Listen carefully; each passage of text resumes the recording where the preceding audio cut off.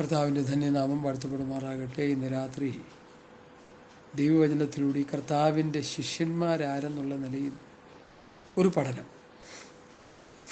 ആരാണ് കർത്താവിൻ്റെ ശിഷ്യന്മാർ? ഗഹനമായൊരു പഠനത്തിന് വേണ്ടി തുനിയുന്നില്ല. സുവിശേഷങ്ങളിലൂടെ ഒന്നിറങ്ങി ചിന്തിച്ച് പ്രാർത്ഥിപ്പാൻ കർത്താവിൽ ശരണപ്പെടുന്നു. മത്തായിയുടെ സുവിശേഷം 10-ാം അധ്യായത്തിൻ്റെ 37, 38, 39 വാക്യങ്ങൾ. എന്നേക്കാളധികം അപ്പനെയോ അമ്മയെയോ പ്രിയപ്പെടുന്നവൻ എനിക്ക് യോഗ്യനല്ല.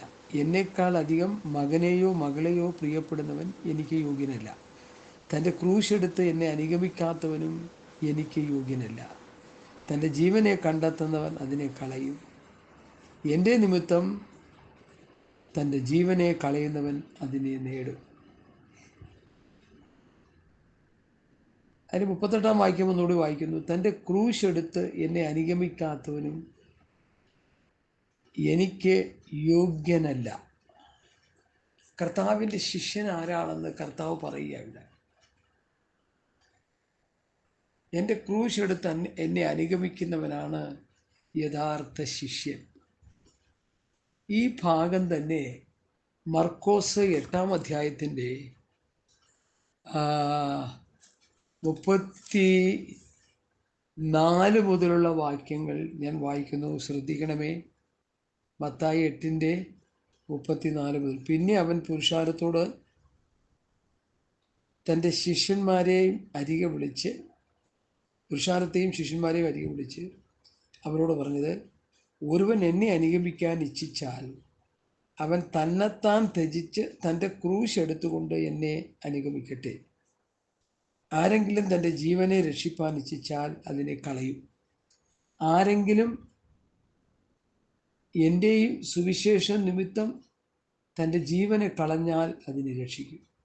ഒരു മനുഷ്യൻ സർവ്വലോകം നേടുകയും തൻ്റെ ജീവനെ കളയുകയും ചെയ്യാൽ അവൻ എന്ത് പ്രയോജനം? സ്തോത്രം. ഈ വാക്യങ്ങൾ ഇനി ലൂക്കോസിൽ പറയുന്ന 9-ാം അധ്യായത്തിലെ ആ വാക്യം കൂടി നമുക്കൊന്ന് ശ്രദ്ധിക്കാം. ഒരേ വിഷയങ്ങളാണെങ്കിലും സുവിശേഷകന്മാർ 4 ആംഗിളിൽ നിന്ന് എഴുതുമ്പോൾ ചില വ്യത്യസ്തതകൾ അതിൽ നമുക്ക് കാണാനുണ്ട്. അതുകൊണ്ടാണ് 3 ഭാഗവും വായിക്കുന്നത്. ലൂക്കോസ് 9-23 മുതൽ. പിന്നെ അവൻ എല്ലാവരോടും പറഞ്ഞത്, എന്നെ അനുഗമിപ്പാൻ ഒരുത്തൻ ഇച്ഛിച്ചാൽ അവൻ തന്നെത്താൻ നിഷേധിച്ച് നാൾതോറും തൻ്റെ ക്രൂശ് എടുത്തുകൊണ്ട് എന്നെ അനുഗമിക്കട്ടെ. ആരെങ്കിലും തൻ്റെ ജീവനെ രക്ഷിപ്പാൻ ഇച്ഛിച്ചാൽ അതിനെ കളയും. എൻ്റെ നിമിത്തം ആരെങ്കിലും തൻ്റെ ജീവനെ കളഞ്ഞാലോ അതിനെ രക്ഷിക്കും. ഒരു മനുഷ്യൻ സർവ്വലോകം നേടിയിട്ടും തന്നെത്താൻ നഷ്ടമാക്കിയോ ഛേദം വരുത്തുകയോ ചെയ്താൽ അവന് എന്ത് പ്രയോജനം? അപ്പോൾ ഒരു ശിഷ്യൻ്റെ യോഗ്യത, ക്വാളിറ്റി കർത്താവ് ഇവിടെ പറയുന്നതായിട്ട് നമുക്ക് കാണാൻ കഴിയുന്നു. എൻ്റെ പിന്നാലെ വരുവാൻ ഇച്ഛിച്ചാൽ, എന്നെ അനുഗമിപ്പാൻ ഒരുത്തൻ ഇച്ഛിച്ചാൽ, എൻ്റെ പിന്നാലെ വരുവാൻ ഇച്ഛിച്ചാൽ തന്നെത്താൻ നിഷേധിച്ച് നാൾതോറും ക്രൂശ് എടുത്തുകൊണ്ട് എന്നെ അനുഗമിക്കട്ടെ. അപ്പൊ ക്രിസ്തീയ ജീവിതം കർത്താവിൻ്റെ പുറകെ ക്രൂശ് എടുത്തുകൊണ്ട് പോകുന്നതാണ് എന്ന് നമുക്കിവിടെ ഗ്രഹിപ്പാൻ കഴിയുന്നു. ഏതാണ് ഈ ക്രൂശ്? ആക്ഷരികമായൊരു ക്രൂശാണെന്നും പറഞ്ഞ് കത്തോലിക്കരും മറ്റു വിവിധ വിഭാഗക്കാരൊക്കെ ചില പ്രത്യേക സന്ദർഭങ്ങൾ, ദിവസങ്ങൾ വരുമ്പോൾ ആക്ഷരികമായ ക്രൂശുകൾ എടുത്ത് അത് വലിച്ചുകൊണ്ട് നടക്കാൻ പറ്റാഞ്ഞിട്ട് അതിൽ ടയർ വെച്ച് വലിച്ചുകൊണ്ട് നടക്കുന്ന വികലമായ ശൈശവമായ ചില കാഴ്ചകൾ നമ്മൾ കാണുന്നുണ്ട്. അതിനെക്കുറിച്ചല്ല കർത്താവ് ഇവിടെ പറഞ്ഞത്. ക്രിസ്തു നിങ്ങൾക്ക് വേണ്ടി കഷ്ടം അനുഭവിച്ചു, നിങ്ങൾ എൻ്റെ കാൽച്ചൂട് പിന്തുടരുന്ന ഒരു മാതൃക വെച്ചു പോയിരിക്കുന്നു. നമുക്ക് മുൻപാകെ പോയ കർത്താവ് ചില മാതൃക നമുക്ക് തരുന്നു. എന്താണ് അത്? കഷ്ടത അനുഭവിച്ച മാർഗം, നിന്ദകൾ അനുഭവിച്ച മാർഗം, പഴികൾ അനുഭവിച്ച മാർഗം, മറ്റുള്ളവരുടെ അപ്രീതി സമ്പാദിച്ച മാർഗം, മറ്റുള്ളവർ വിടക്കം നെണ്ണിയ അനുഭവം.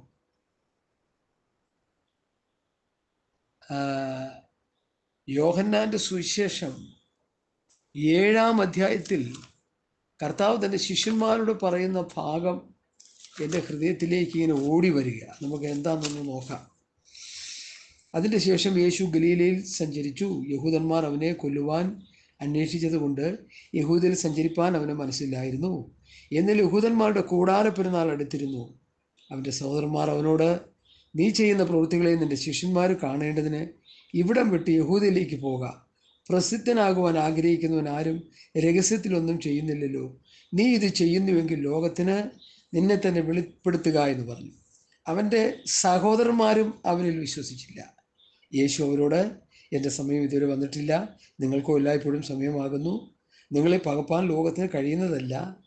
അതിൻ്റെ പ്രവൃത്തികൾ ദോഷമുള്ളവ എന്ന് ഞാൻ അതിനെക്കുറിച്ച് സാക്ഷ്യം പറയുന്നത് കൊണ്ട് അതെന്നെ പകയ്ക്കുന്നു.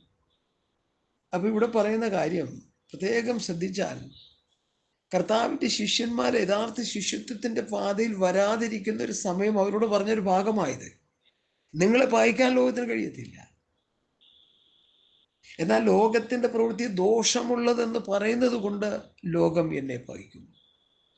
പിൽക്കാലങ്ങളിൽ യേശുവിൻ്റെ സഹോദരന്മാർ യഥാർത്ഥ കർത്താവിൻ്റെ ശിഷ്യന്മാരായി തീർന്നപ്പോൾ ലോകം അവരെയും പായിക്കാൻ തുടങ്ങി.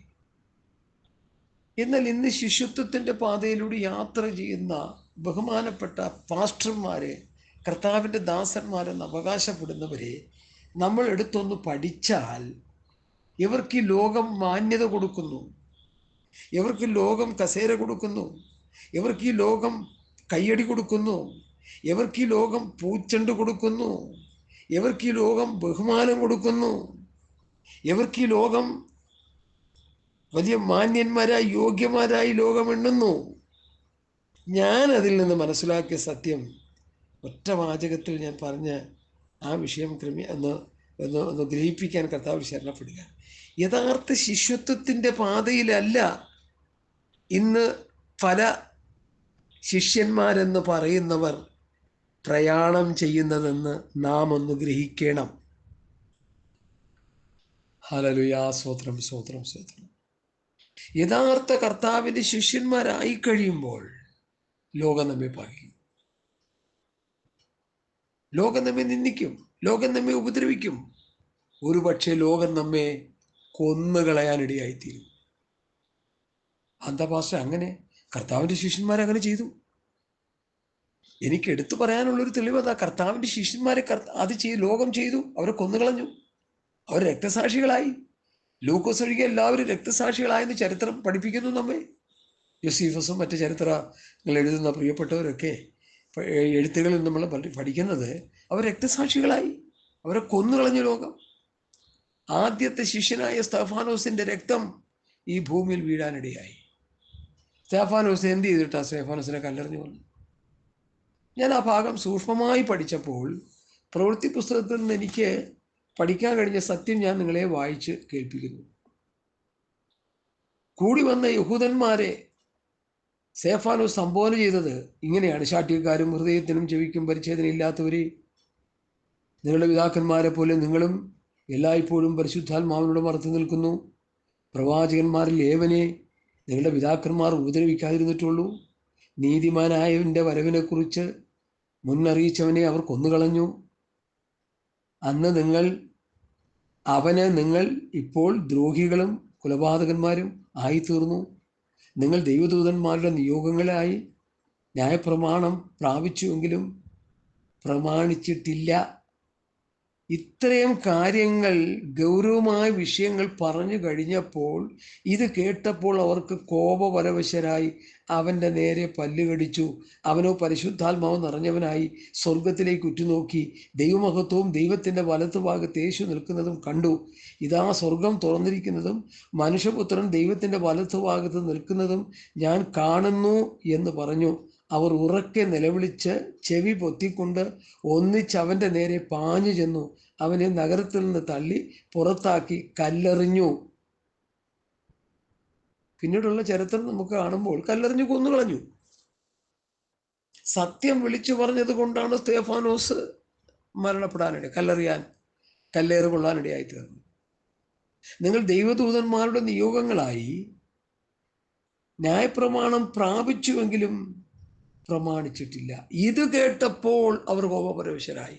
ഏത് കേട്ടപ്പോൾ? ന്യായപ്രമാണം ലഭിച്ച നിങ്ങളത് പ്രമാണിക്കുന്നില്ല.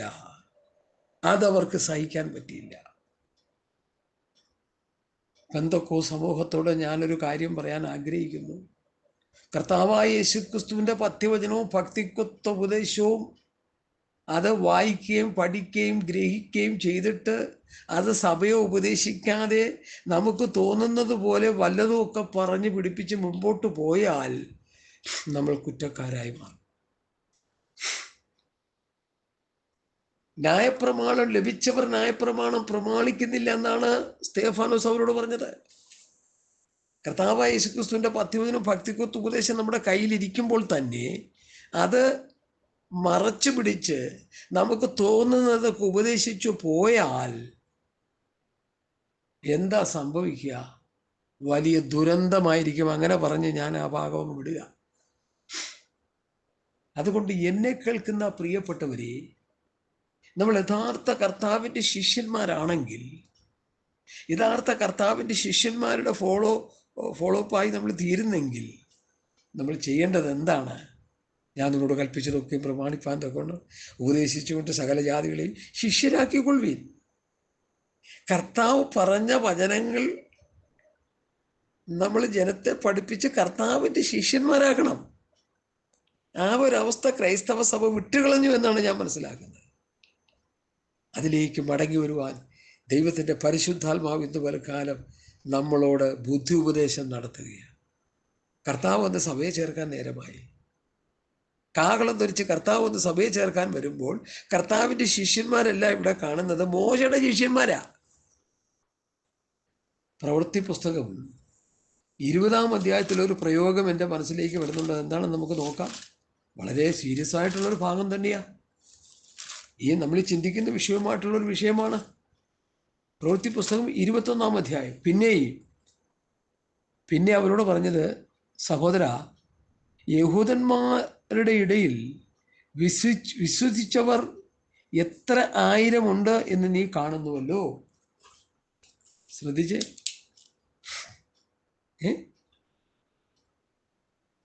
അവർ എല്ലാവരും ന്യായപ്രമാണ തൽപരരാകുന്നു. പുതിയ നിയമസഭയെക്കുറിച്ചാണ് ഇവിടെ പറയുന്നത്. കർത്താവിൽ വിശ്വസിച്ച പുതിയ നിയമസഭയിലെ വിശ്വാസികൾ ന്യായപ്രമാണ തൽപരരാകുന്നു. ഇന്നും പുതിയ നിയമ വിശ്വാസി എന്ന് പറയുന്ന കർത്താവിൻ്റെ ശിഷ്യഗണങ്ങൾ ന്യായപ്രമാണ തൽപരരാകുന്നു. അവർ ക്രിസ്തുവിൻ്റെ പ്രമാണം പഠിക്കുന്നില്ല, അവർ ക്രിസ്തുവിൻ്റെ പ്രമാണം അനുസരിക്കുന്നില്ല, അവർ ക്രിസ്തുവിൻ്റെ പ്രമാണം ഉപദേശിക്കുന്നില്ല. അവർ ന്യായപ്രമാണത്തിൽ കിടന്ന് തപ്പിക്കൊണ്ടിരിക്കുകയും. എബ്രായലേഖനം 10-ാം വാക്യത്തിൽ ന്യായപ്രമാണം വരുവാനുള്ള നന്മകളുടെ നിഴലല്ലാതെ സാക്ഷാൽ കാര്യങ്ങളുടെ സ്വരൂപമല്ലായിക കൊണ്ട്. ന്യായപ്രമാണം വരുവാനുള്ള നന്മകളുടെ നിഴലാണ്. പൊരുളായ ക്രിസ്തു വന്നു കഴിഞ്ഞപ്പോൾ ന്യായപ്രമാണം അസാധുവായി.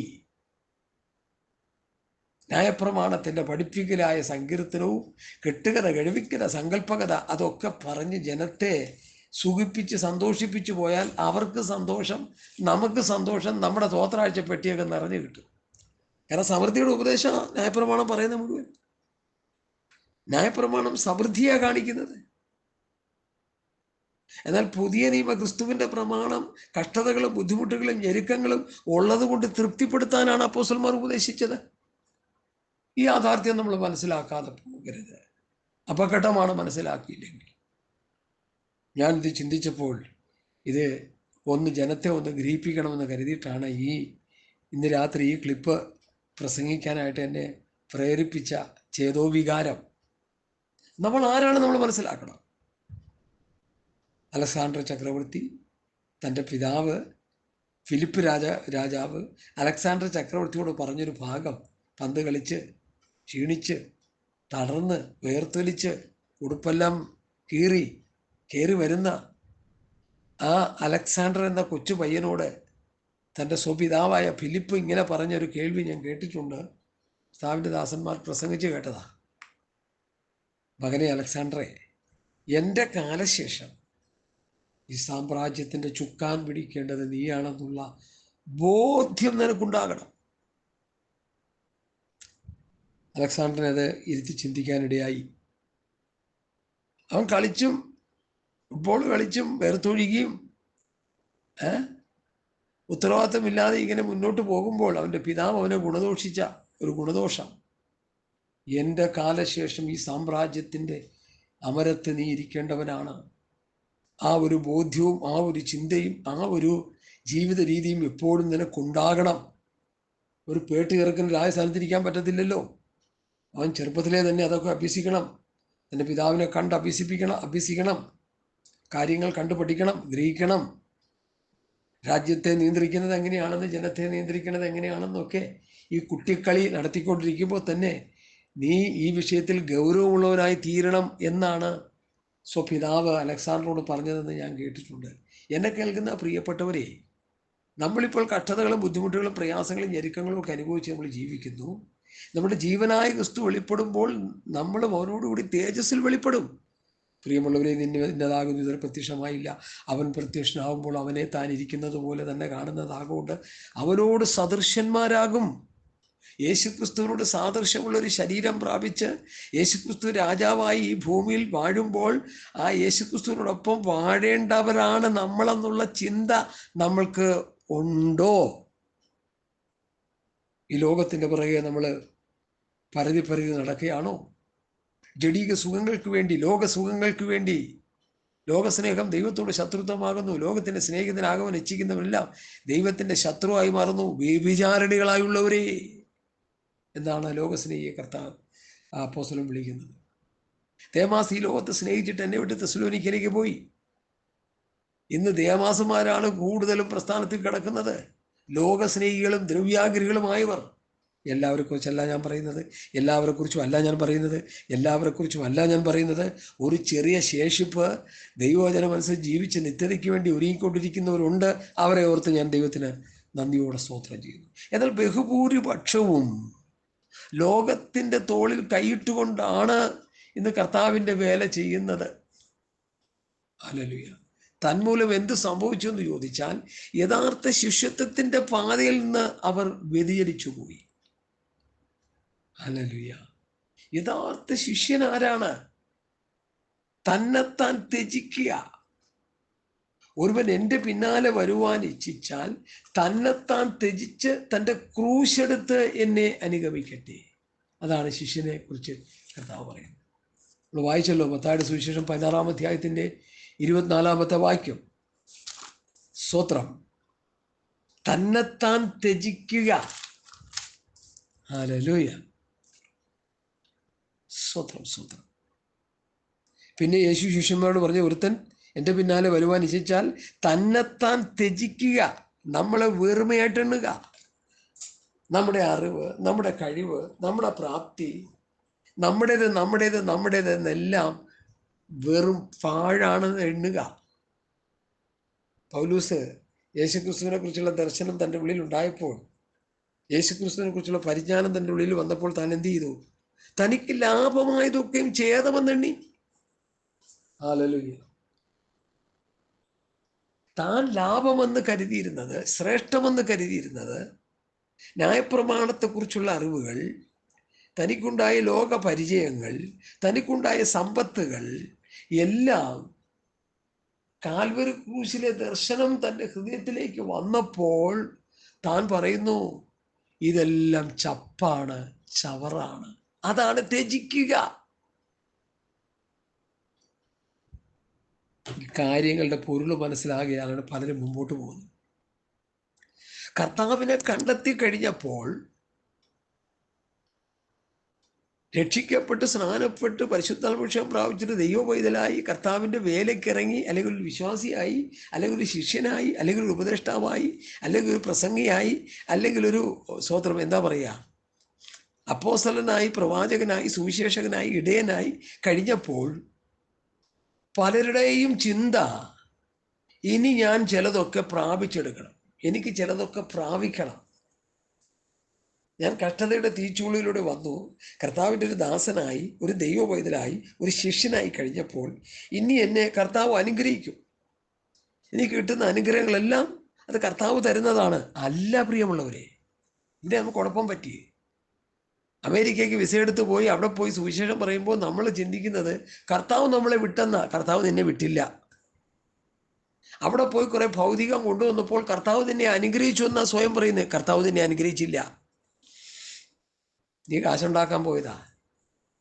നിന്റെ ദ്രവ്യാഗ്രഹമാണ് നിന്നെ അങ്ങോട്ട് ഓടിച്ചത്. എനിക്കറിയാം, ഒരു ക്യാപ്റ്റൻ ഷാമൂൽ എന്ന് പറയുന്ന ദേവദാസനുണ്ട്. അദ്ദേഹം വിദേശ യാത്രകൾ വരുമ്പോൾ അദ്ദേഹം ദൈവസന്നിധിയിൽ ആ വിഷയം വെച്ച് പ്രാർത്ഥിക്കും. പ്രാർത്ഥിച്ച് ദൈവം എന്നെ അയക്കുകയാണെന്ന് ബോധ്യം വരുമ്പോൾ മാത്രമേ ആ ആലോചന താൻ എടുക്കുകയുള്ളൂ. ഇല്ലെങ്കിൽ താൻ റിജക്റ്റ് ചെയ്ത് കളയുള്ളൂ. അങ്ങനെ ദൈവം അയക്കുന്നു എന്നൊരു ബോധ്യത്തോടെ പോയ യാത്രകൾ പലതും അമേരിക്കൻ ജനതയെ സ്വത്രം ദൈവവചനം കൊണ്ട് പോഷിപ്പിക്കുവാൻ തനക്ക് കഴിഞ്ഞു. അനേക ശിഷ്യന്മാരെ വാർത്തുണ്ടാക്കാൻ കഴിഞ്ഞു എന്നുള്ളത് അഭിമാനത്തോടെ താൻ പറഞ്ഞത് ഞാൻ കേട്ടിട്ടുണ്ട്. ഒരിക്കലും അവിടെ കടന്നുപോയി ഒരു മീറ്റിംഗ് നടത്താൻ ആഗ്രഹിച്ചു. മീറ്റിംഗ് നടക്കാൻ ആഗ്രഹിച്ചപ്പോൾ സ്പോൺസർ ചെയ്യാൻ ആരുമില്ല, ഒരു മനുഷ്യനും വരുന്നില്ല. പുള്ളി ഒരു ഇന്ത്യൻ സിറ്റിസൺ ആയതുകൊണ്ട് പുള്ളിക്കൊരു അവിടെ ഒരു ഹോൾ ബുക്ക് ചെയ്യാനോ മറ്റുള്ള കാര്യങ്ങൾ ചെയ്യാനോ ഒന്നും അനുവാദമില്ല. അദ്ദേഹം വളരെ നിരാശനായി.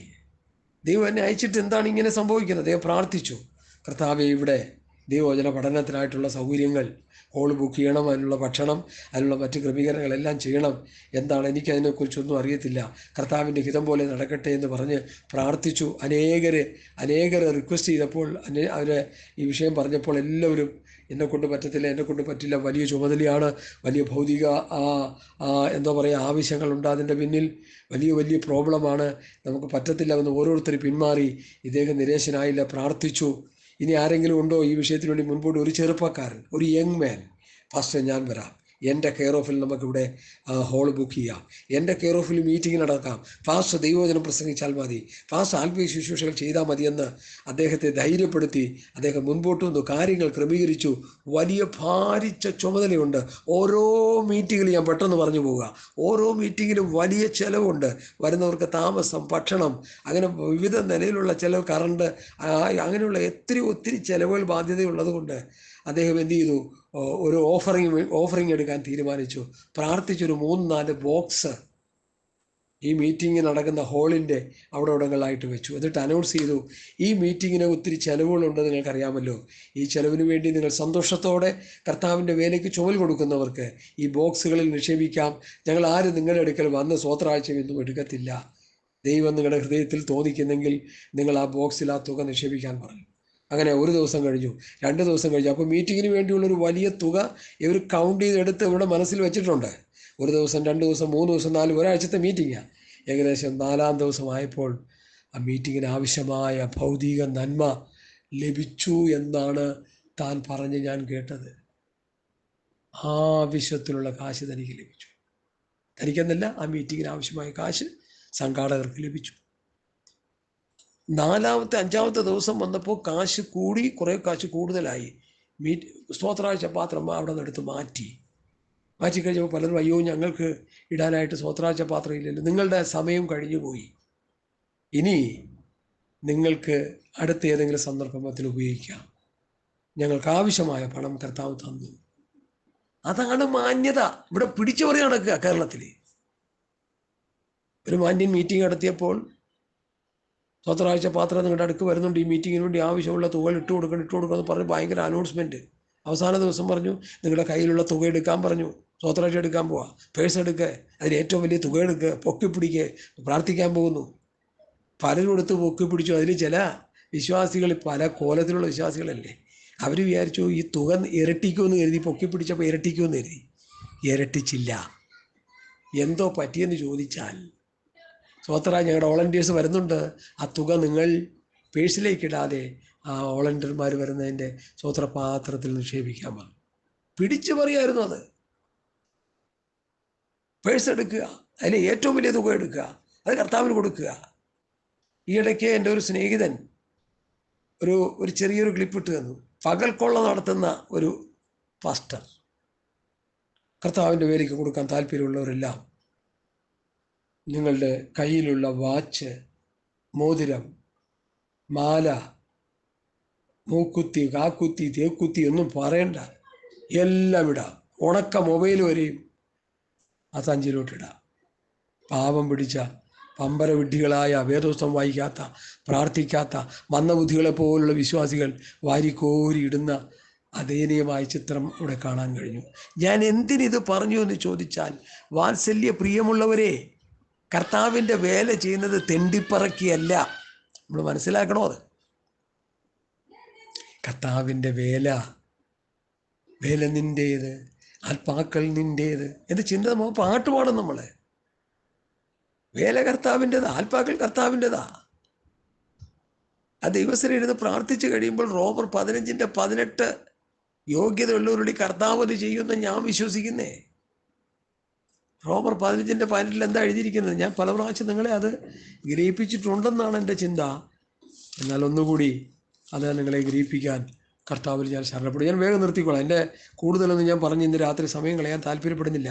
ക്രിസ്തു ഞാൻ മുഖാന്തരം ജാതികളുടെ അനുസരണത്തിനായിട്ട് വചനത്താലും പ്രവൃത്തിയാലും അടയാളങ്ങളുടെയും അത്ഭുതങ്ങളുടെയും ശക്തി കൊണ്ടും പരിശുദ്ധാത്മാവിൻ്റെ ശക്തി കൊണ്ടും പ്രവൃത്തിച്ചല്ലാതെ മറ്റൊന്നും മിണ്ടുവാൻ ഞാൻ തുനിയുന്നില്ല. ക്രിസ്തു താൻ മുഖാന്തരം പ്രവർത്തിച്ചു, ക്രിസ്തു തന്നിലൂടെ പ്രവർത്തിച്ചു. ഇന്നിപ്പോൾ പാസ്റ്റർമാർ കർത്താവിന് വേണ്ടി പ്രവർത്തിക്കുക. എന്ത് പ്രവർത്തിക്കുക? മീറ്റിങ്ങുകൾ നടത്തി പണം അടിച്ചു മാറ്റുക, കൺവെൻഷൻ നടത്തി പന്തൽ കെട്ടിന് ഇത്ര കാശ്, ഫുഡിന് ഇത്ര കാശ്, ആ ചെലവ് ഈ ചെലവെന്നും പറഞ്ഞ് കള്ളക്കണക്കെഴുതി കാശ് വാങ്ങി പോക്കറ്റ് ഇടുക. കർത്താവിൻ്റെ വേല കർത്താവാണ് ചെയ്യേണ്ടത്. അത് കർത്താവിന് ഹിതമുള്ളവരെ കൊണ്ട് കർത്താവ് ചെയ്യിച്ചോളൂ. അവിടെ ഭൗതികമൊന്നുമല്ല വിഷയം, അവിടെ സ്വന്തം താല്പര്യങ്ങളല്ല വിഷയം. ആര് ദൈവസ്ഥലിൽ സമർപ്പിക്കപ്പെടുന്നു, ആര് ദൈവസ്ഥലിൽ ഏൽപ്പിച്ചു കൊടുക്കുന്നു, അവരിലൂടെ കർത്താവ് തന്നെ പ്രവൃത്തി ചെയ്യും. പൈസയൊക്കെ ആ സമയത്ത് ഓട്ടോമാറ്റിക്കായിട്ടുണ്ടാകും. കാര്യങ്ങളെല്ലാം ക്രമീകരിക്കപ്പെടും. ഇന്ന് കാണുന്ന സുവിശേഷ പ്രവർത്തനങ്ങൾ, പന്തൽ കെട്ടിയുള്ള കൺവെൻഷൻ നടത്തല്, പന്തൽ കെട്ടിയുള്ള ഉപവാസ പ്രാർത്ഥന, പന്തൽ കെട്ടിയുള്ള പല പരിപാടികളിൽ ചെപ്പടി വിദ്യയാണെന്ന് ഞാൻ മനസ്സിലാക്കിയതുകൊണ്ടാണ് ഞാൻ പറയുന്നത്. എറണാകുളം നെഹ്റു സ്റ്റേഡിയത്തിൽ ഇന്നേക്ക് വർഷങ്ങൾക്ക് മുൻപ് എറണാകുളം പട്ടണത്തിലുള്ള ഒരു സഹോദരൻ ഒരു മീറ്റിംഗ് നടത്തി. ഞാനത് നേരിൽ കണ്ട ആളാണ്, അതുകൊണ്ടാണ് ഞാൻ പറയുന്നത്. ആ മീറ്റിംഗ് ധനസമ്പാദനമായിരുന്നു അതിൻ്റെ പ്രധാന ലക്ഷ്യം. ആ മീറ്റിങ്ങോടുകൂടി പുള്ളി ഒരു കോടീശ്വരനായി, ഒരു വലിയ ധനാഢ്യനായി. കോടീശ്വരനായി എന്ന് പറയുന്നത് നിങ്ങൾ ക്ഷമിക്കുക, ഒരു ധനാഢ്യനായി, പേരും പ്രശസ്തിയുള്ളവനായി. ആരുടെ ഇടയിൽ? ആത്മീയ കോളത്തിൻ്റെ ഇടയിലാണെന്ന് ഞാൻ പറയത്തില്ല. വേദോസ്തം വായിക്കാത്ത, പ്രാർത്ഥിക്കാത്ത കുറെ മന്ദബുദ്ധികളായ വിശ്വാസികളുടെ ഇടയിൽ ഒരു ഹീറോ ആയി, ഒരു വലിയ ശുശ്രൂഷകനായി. അതുപോലെ പലരും എടുത്ത് പറയാനുണ്ട്. ഞാൻ ആ ഭാഗത്തേക്കൊന്നും പോകുന്നില്ല. എന്നാൽ ഒരുവൻ എൻ്റെ പിന്നാലെ വരുവാൻ ഇച്ഛിച്ചാൽ തന്നെത്താൻ ത്യജിക്കണം. നമ്മളൊന്നുമില്ല എന്ന് എണ്ണണം. എൻ്റെ അറിവ്, എൻ്റെ കഴിവ്, എൻ്റെ പ്രാപ്തി, എൻ്റെ പഠനം, എൻ്റെ ധനം, എൻ്റേത് ഒന്നുമില്ലാന്ന് ത്യജിച്ച് കർത്താവിൻ്റെ പിറകെ അവരവരുടെ ക്രൂശെടുത്ത് പോകണമെന്നാണ് യഥാർത്ഥ ശിഷ്യത്വത്തിൻ്റെ പാതയെന്ന് കർത്താവിൻ്റെ വചനം നമ്മെ പഠിപ്പിക്കുന്നു. പിന്നെ അവൻ ശിഷ്യന്മാരോട് പറഞ്ഞത്, ഒരുത്തൻ എൻ്റെ പിന്നാലെ വരുവാൻ നിശ്ചയിച്ചാൽ തന്നെത്താൻ ത്യജിച്ച് തൻ്റെ ക്രൂശെടുത്ത് എന്നെ അനുഗമിക്കട്ടെ. ആരെങ്കിലും തൻ്റെ ജീവനെ രക്ഷിപ്പാൻ ഇച്ഛിച്ചാൽ അതിനെ കളയും. എൻ്റെ നിമിത്തം ആരെങ്കിലും തൻ്റെ ജീവനെ കളഞ്ഞാൽ അതിനെ കണ്ടെത്തും. ഒരു മനുഷ്യൻ സർവ്വലോകം നേടിയിട്ടും തൻ്റെ ആത്മാവിനെ നഷ്ടപ്പെടുത്തിയാൽ അവൻ എന്തു പ്രയോജനം?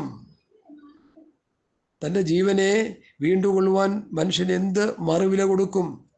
ചിന്തിക്കുക ദൈവമക്കളെ ഈ വാക്യങ്ങൾ. യഥാർത്ഥ ശിഷ്യനെന്ന് പറയുന്നത് തന്നെത്താൻ ത്യജിച്ച് തൻ്റെ ക്രൂശെടുത്ത് കർത്താവിൻ്റെ പുറകെ പോവുക. Hallelujah, hallelujah. നമുക്ക് നമ്മളെ ത്യജിക്കാൻ കഴിയുന്നുണ്ടോ? നമ്മളെന്തോ സംഭവമാണെന്ന് പറഞ്ഞുകൊണ്ടിരിക്കുക. നമ്മുടെ അറിവ്, നമ്മുടെ കഴിവ്, നമ്മുടെ പ്രാപ്തി, നമ്മുടെ ധനം എല്ലാം ദൈവത്തിന് വേണ്ട പ്രവർത്തിക്കാൻ. ദൈവത്തിൻ്റെ പരിശുദ്ധാത്മാവിനെ ആ പലസ്തീൻ നാട്ടിലെ മുക്കോന്മാരായ ശിഷ്യരുടെ മേൽ പകർന്നു കഴിഞ്ഞപ്പോൾ ആ ശക്തിയോടുകൂടി അവർ കർത്താവിൻ്റെ വേല ചെയ്തു. നീചരായി ഗണിച്ചിരുന്ന പേത്രനാദിയായ ധീവരരെ ദൈവകൃപയാൽ ശേഷി കൊണ്ട് അലങ്കരിച്ചു, പ്രേഷണം ചെയ്ത് അവനിയിൽ ഗുരുക്കളാക്കി. നീചരായി ഗണിച്ചിരുന്ന പലസ്തീൻ നാട്ടിലെ ശിഷ്യഗണങ്ങളെ ശേഷി കൊണ്ട് അലങ്കരിച്ചു, പരിശുദ്ധാത്മാവിന്റെ ശക്തി കൊണ്ട് അലങ്കരിച്ചു, തൻ്റെ ദിവ്യാത്മാവിനാൽ നിറച്ചു. കർത്താവ് അവരെ ഉപയോഗിച്ചു. ഇന്ന് അതുപോലെ കർത്താവ് ഉപയോഗിക്കാൻ ആൾക്കാരെ അന്വേഷിക്കുന്നു. ഒരുത്തനെയും കാണാൻ കഴിയുന്നില്ല. എല്ലാവരും ചപ്പടി വിദ്യ ചെയ്തുകൊണ്ടിരിക്കുക. അവനവൻ്റെ സ്വാർത്ഥ താല്പര്യങ്ങൾക്ക് വേണ്ടി പലതും ചെയ്തുകൊണ്ടിരിക്കുക. യഥാർത്ഥ ശിഷ്യത്തിൻ്റെ പാതയിലേക്ക് മടങ്ങി വരുവാൻ ഇന്ന് രാത്രി ഞാൻ ദൈവാത്മാവിൽ ആഹ്വാനം ചെയ്യുകയാണ്. കർത്താവിൻ്റെ വരവായി ഇനി അധിക നാളുകൾ നമ്മുടെ മുൻപിലില്ല. നമ്മുടെ ചെപ്പടി വിദ്യകളെല്ലാം കീഴവെച്ച് മോശയെ ദൈവം ഉപയോഗിക്കാനായിട്ട് എടുക്കുമ്പോൾ മോശയോട് പറഞ്ഞു, മോശയുടെ കയ്യിലിരുന്ന വടി പാമ്പായി, ഫറവോന്റെ മന്ത്രവാദികളുടെ കയ്യിലിരുന്ന വടിയും പാമ്പായി. പക്ഷേ ഫറവോന്റെ മന്ത്രവാദികളുടെ കയ്യിലിരുന്ന വടികൾ പാമ്പായ വടികളെ മോശയുടെ വടി പാമ്പായ പാമ്പ് വിഴുങ്ങി. നമ്മൾ പ്രത്യേകം ശ്രദ്ധിക്കേണ്ട കാര്യമാണ്. മോശയോട് ചോദിച്ചു, നിന്റെ കയ്യിലിരിക്കുന്നത് എന്താ? ഒരു വടി. ഇടാൻ പറഞ്ഞ നേരത്ത് പാമ്പായി മാറി. അപ്പൊ കയ്യിരിപ്പ് പാമ്പിന്റെ പ്രവൃത്തി ആയിരിക്കണം എന്നൊരു ചിന്ത നമുക്ക് വേണമെങ്കിൽ ചിന്തിക്കാം. കയറി പിടിക്കാൻ പറഞ്ഞത്, പിന്നെ അത് വടിയായി. ആ വടി തറയിൽ ഇടുന്നവരെ അത് മോശയുടെ വടിയാ. പക്ഷെ അത് പാമ്പായി കഴിഞ്ഞ് പിടിച്ചെടുക്കാൻ നേരത്ത് പിടിച്ചെടുത്ത് കഴിഞ്ഞപ്പോൾ അത് എടുത്തോളാൻ പറഞ്ഞപ്പോൾ മോശ എടുത്തു. പിന്നെ ആ വടി ദൈവത്തിൻ്റെ വടിയായി. ആ വടിയുമായിട്ടാണ് മോശ ജനത്തെ നടത്തിയത്. അത്ഭുതങ്ങൾ പ്രവർത്തിച്ചത് ആ ദൈവത്തിൻ്റെ വടിയല്ല. മോശ അവിടെ ഒന്നുമില്ല. പൗലൂസ് പറയുന്നു, നടന്നവനും നനയ്ക്കുന്നവനും ഏതുമില്ല. ഞങ്ങൾ നട്ടു, പൗലൂസ് നനച്ചു, അപ്പല്ലോസ് നനച്ചു, അവർ നനച്ചു, ഇവർ നനച്ചു, വളരുമാറാക്കുന്ന ദൈവം അത്രേ. പൗലൂസ് ആര്? പത്രോസ് ആര്? അവിടെ ചോദിക്കുന്നുണ്ട്. പൗലൂസിന്റെ പക്ഷം, കേഫയുടെ പക്ഷം, അപ്പല്ലോസിന്റെ പക്ഷം ഒന്ന് തമ്മിൽ തല്ലിയ പലസ്തീൻ നാട്ടിലെ ശിഷ്യന്മാരോട് കർത്താവ് ചോദിച്ചത്, പൗലൂസ് ചോദിച്ചത്, പൗലൂസ് ആര്? കർത്താവല്ല. പൗലൂസ് ആര്? കേഫ ആര്? അപ്പല്ലോസ് ആര്? പൗലൂസ് നട്ടു, അപ്പല്ലോസ് നനച്ചു, ദൈവം അത്രയും വളരുമാറാക്കിയത്. നമ്മൾ കൃഷിക്കാരാണ്, കൃഷി ചെയ്യുന്നവരാണ്. യജമാനന്റെ ആജ്ഞ അനുസരിച്ച് നമ്മൾ വിത്ത് വിതയ്ക്കുന്നവരാ. നമ്മളവിടെ സീറോ ആണെന്ന് ഓർത്തോണം. ഹീറോ നമ്മുടെ കർത്താവാ. ഇന്ന് പലരും ഹീറോ ആകുക. ഞാൻ റവറൻറ്റ്, ഞാൻ ഡോക്ടർ, ഞാൻ ആ ഫെൻഡർ, ഞാൻ ലോക്കല്, ഞാൻ പ്രസിഡന്റ്, നീ സെക്രട്ടറി. ഈ കുട്ടികൾ രാജാവ് കളിക്കും. പണ്ടൊക്കെ ഞാൻ കണ്ടിട്ടുണ്ട്. ഇവിടെ ഞാൻ രാജാവ്, നീ എൻ്റെ അസിസ്റ്റന്റ്, നീ എൻ്റെ സാമ്പത്തികം കൈകാര്യം ചെയ്യുന്ന ആൾ, മറ്റേതൊക്കെ പ്രജകൾ. അതുപോലെ കുട്ടിക്കമ്പ് പോലും കളി നടത്തുന്ന പോലെ കളി നടത്തുക അവിടെ കിടന്ന്. റോമർ 15:18 വരുവാൻ ദിവദാസന്മാരില്ല. ഞാൻ ആ വാക്യം വെച്ച് പ്രാർത്ഥിക്കാറുണ്ട്, കർത്താവേ ഞാൻ എന്നെ തരുന്നു. അവിടെ നിന്ന് എന്നെ എടുത്ത് ഉപയോഗിച്ചാട്ടെ. ഞങ്ങളുടെ നാവായൻ്റെ ഉപയോഗിച്ചാട്ടെ, ഞങ്ങളുടെ കരമായൻ്റെ ഉപയോഗിച്ചാട്ടെ. ഹല്ലേലൂയ. ഞാൻ എൻ്റെ വാക്കുകളെ ഇവിടെ ഉപസംഹരിക്കുകയാണ്. ഒരുവൻ എൻ്റെ പിന്നാലെ വരുവാൻ ഇച്ഛിച്ചാൽ തന്നെത്താൻ ത്യജിച്ച് തൻ്റെ ക്രൂശ് എടുത്ത് എന്നെ അനുഗമിക്കട്ടെ. മർക്കോസ് 8 നമ്മൾ വായിച്ചല്ലോ. എന്താ മർക്കോസ് 8 നമ്മൾ വായിച്ചത്? ഇതേ വിഷയം തന്നെ ചില വ്യത്യസ്തമായ നിലയിൽ മർക്കോസ് അവിടെ എഴുതിയെന്നാണ് എനിക്ക് തോന്നുന്നത്. 8:34 മുതലുള്ള വാക്യം. പിന്നെ അവൻ പുരുഷാരത്തോട് ശിഷ്യന്മാരുടെ അരികെ വിളിച്ച് അവരോട് പറഞ്ഞത്, ഒരുവൻ എന്നെ അനുഗമിപ്പാൻ ഇച്ഛിച്ചാൽ തന്നെത്താൻ ത്യജിച്ച്, അവിടെ അത് തന്നെയാണ്, തൻ്റെ ക്രൂശ് എടുത്തുകൊണ്ട് എന്നെ അനുഗമിക്കട്ടെ. ആരെങ്കിലും തൻ്റെ ജീവനെ രക്ഷിപ്പാൻ ഇച്ഛിച്ചാൽ അതിനെ കളയും. ആരെങ്കിലും എൻ്റെയും സുവിശേഷത്തിൻ്റെയും നിമിത്തം തൻ്റെ ജീവനെ കളഞ്ഞാൽ, അപ്പോൾ ചില വ്യത്യാസങ്ങളുണ്ട് 3 പേരും പറയുന്നതിൽ. തൻ്റെ ജീവനെ കളയുകയും ചെയ്താൽ അതിനെ രക്ഷിക്കും. ഒരു മനുഷ്യൻ സർവ്വലോകം നേടുകയും തൻ്റെ ആത്മാവിനെ നഷ്ടമാക്കുകയും ചെയ്താൽ അവൻ എന്ത് പറയും? സർവ്വലോകം നേടുക. ലോകത്തുള്ള ഭൗതികം മുഴുവൻ 16,000 കോടി നേടിയ പാസ്റ്റർമാരുണ്ട്. 11 കോടിക്ക് വീട് വെച്ച പാസ്റ്റർമാരുണ്ട്. കോടിക്കണക്കിന് രൂപ ചെലവഴിച്ച് വീടുകൾ വെച്ച് തോട്ടങ്ങൾ വാങ്ങി. ഏകസിയോട് പ്രവാചകൻ ചോദിക്കുന്നു, ധനം സമ്പാദിക്കാനും തോട്ടങ്ങൾ സമ്പാദിക്കാനും ഇതാകുന്നുവോ സമയം? യുദ്ധം നടന്നുകൊണ്ടിരിക്കുമ്പോൾ, കർത്താവിൻ്റെ വരവിൻ്റെ കുളമ്പടി ശബ്ദം കേൾക്കുമ്പോൾ, മണിനാഥം മുടങ്ങുമ്പോൾ കാശുണ്ടാക്കാനും, ഗൾഫിൽ പോയി കാശുണ്ടാക്കാനും, വീടുണ്ടാക്കാനും കോടികൾ ചെലവഴിച്ച് പലതും ചെയ്യുവാൻ ഇതാകുന്നുവോ സമയം? കാലം ചുരുങ്ങിയിരിക്കുന്നു. ഹല്ലേലൂയ. നമ്മുടെ മുൻപിലുള്ള ഷോർട്ട് പീരീഡ് ദൈവ ഇഷ്ടം ചെയ്ത് വാഗ്ദത്തം പ്രാപിപ്പാൻ നമുക്ക് ഒരുങ്ങാൻ പ്രിയമുള്ളവരെ. തന്നെത്താൻ ത്യജിക്കാൻ നമുക്ക് ഒരുങ്ങാം. വെറുമയായിട്ട് നമുക്ക് എണ്ണാം. ഞാനൊരു സീറയാണ് കർത്താവേ, എന്നിലൂടെ അവിടെ നിന്ന് പ്രവർത്തിക്കണമേ കർത്താവേ. എൻ്റെ നാവ്, എൻ്റെ കരങ്ങൾ, എൻ്റെ ബുദ്ധിമണ്ഡലം എല്ലാം കർത്താവ് ഉപയോഗിക്കണം കർത്താവേ. ഞാനൊന്നുമില്ല കർത്താവേ എന്ന് പറഞ്ഞ് ഏൽപ്പിച്ചു കൊടുക്കാൻ മനസ്സുണ്ടോ? ഹല്ലേലൂയ. ഒത്തിരി കാര്യങ്ങൾ എനിക്ക് ഇതിനോട് പറയാനുണ്ടെങ്കിലും ഞാൻ പിന്നീടൊരു അവസരത്തിലേക്ക് വേണ്ടി നോക്കുകയാണ്. ലൂക്കോസ് 9 ആ ഭാഗം കൂടി വായിച്ച് ഞാൻ പ്രാർത്ഥിപ്പാനായിട്ട് കർത്താവിൽ ശരണപ്പെടുകയാണ്. ലൂക്കോസ് 9 അധ്യായത്തിൽ ഇങ്ങനെ കാണുന്നു. പിന്നെ അവൻ എല്ലാവരോടും പറഞ്ഞത്, എന്നെ അനുഗമിപ്പാൻ ഒരുത്തൻ ഇച്ഛിച്ചാൽ തന്നെത്താൻ നിഷേധിച്ച്. കണ്ടോ, ഓരോ സുവിശേഷന്മാർ പറയുന്ന ഓരോ അർത്ഥങ്ങളാണ്. നിഷേധിച്ച് നാൾതോറും തൻ്റെ ക്രൂശ് എടുത്തുകൊണ്ട് എന്നെ അനുഗമിക്കട്ടെ. ആരെങ്കിലും തൻ്റെ ജീവനെ രക്ഷിപ്പാൻ ഇച്ഛിച്ചാൽ അതിനെ കളയും. എൻ്റെ നിമിത്തം ആരെങ്കിലും ജീവനെ കളഞ്ഞാൽ അതിനെ രക്ഷിക്കും. ഒരു മനുഷ്യൻ സർവ്വലോകം നേടിയിട്ടും തൻ്റെ ആത്മാവിനെ തന്നെത്താൻ നഷ്ടപ്പെടുത്തുകയോ ഛേദം വരുത്തുകയോ ചെയ്താൽ, കണ്ടോ, അതാണ് വ്യത്യാസമെന്ന് പറയുന്നത്, അവനെന്തു പ്രയോജനം? നീ നിനക്കൊരു ദോഷവും വരുത്തരുത്. നമ്മൾ ആത്മാക്കളെ നേടി, കോടികൾ സമ്പാദിച്ചു, വീടും തോട്ടങ്ങളെല്ലാം ഉണ്ടാക്കി, സുവിശേഷ വേലയ്ക്ക് വേണ്ടി ഇറങ്ങിയ പലരും ദാരിദ്ര്യത്തിൻ്റെ അടിത്തട്ടിൽ കിടന്നവരാണ്. അവർ ചിന്തിക്കുന്നത് അവരുടെ വിദേശയാത്രകൾ, അവരുടെ ഫോറിൻ പണങ്ങൾ, അവരുടെ മണിമന്ദിരങ്ങൾ ദൈവം കൊടുത്തതാ. നോ, നീ അത് വക്രിച്ചുണ്ടാക്കിയതാ. ഹല്ലേലൂയ. സക്കായിയെ പോലെ അത് വിറ്റ് നീ ദരിദ്രർക്ക് കൊടുക്കണം. പകുതി ദരിദ്രർക്ക് കൊടുക്കണം. ചതിവായി വാങ്ങിയത് 4 ഇരട്ടി മടക്കി കൊടുക്കണം. എന്നിട്ട് പൗലൂസ് പറഞ്ഞ വ്യവസ്ഥയിലേക്ക് വരണം. ഉണ്മാനും ഉടുപ്പാനും ഉണ്ടെങ്കിൽ മതിയെന്ന് വിചാരിക്കണം. ഒരല്പ ധനം, ഒരല്പ ഭക്ഷണത്തിനുള്ളത്, ഒരല്പ ഭൗതിക കാര്യങ്ങൾ, നമ്മുടെ അത്യാവശ്യ കാര്യങ്ങൾ നിറവേറ്റാൻ, നമ്മുടെ ലക്ഷറി ലൈഫിനോട് നമ്മൾ വിട പറയണം. ഒരു നേരത്തെ ആഹാരമില്ലാതെ പലസ്തീൻ നാട്ടിലും ലബനോനിലും ഒക്കെ ജനലക്ഷങ്ങൾ വിശന്ന വയറും ഒട്ടിയ വയറുമായിട്ട് കിടക്കുന്നു.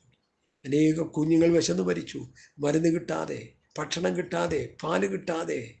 അനേക വൃദ്ധന്മാർ മരുന്ന് കിട്ടാതെ, ഭക്ഷണം കിട്ടാതെ മരിച്ചൊടുങ്ങിക്കൊണ്ടിരിക്കുക ഈ കാലഘട്ടത്തിൽ. നമുക്ക് നമ്മളെ ത്യജിക്കാൻ മനസ്സുണ്ടോ? നമ്മൾ ഏതുമില്ലെന്ന് പറയാൻ മനസ്സുണ്ടോ? കുശവൻ്റെ കയ്യിലെ കളിമണ്ണിൽ പാത്രം പോലെ ഞാൻ ഏൽപ്പിച്ചിരുന്ന കർത്താവേ, ഞാനൊരു ഉടഞ്ഞ പാത്രമാണ്, എന്നെ മെനഞ്ഞ് അങ്ങേക്ക് ഇഷ്ടമുള്ള ഹിതകരമായ ഒരു മാനപാത്രമാക്കി അങ്ങനിലൂടെ പ്രവർത്തിക്കുവാൻ, അങ്ങനിലൂടെ ഇടപെടുവാൻ ഞാനിതാ സമർപ്പിക്കുന്നുവെന്ന് ഒരു ചെറിയ സമർപ്പണത്തിൻ്റെ വാക്ക് ഈ ദൂത് കേട്ടുകൊണ്ടിരിക്കുമ്പോൾ പറയണമേ എന്ന് ഞാൻ നിങ്ങളോട് അപേക്ഷിക്കുന്നു. കർത്താവ് ഈ വചനങ്ങളാൽ നമ്മെ അനുഗ്രഹിക്കട്ടെ. ആമേൻ, ആമേൻ, ആമേൻ, ആമേൻ, ആമേൻ, ആമേൻ. സ്തോത്രം, സ്തോത്രം.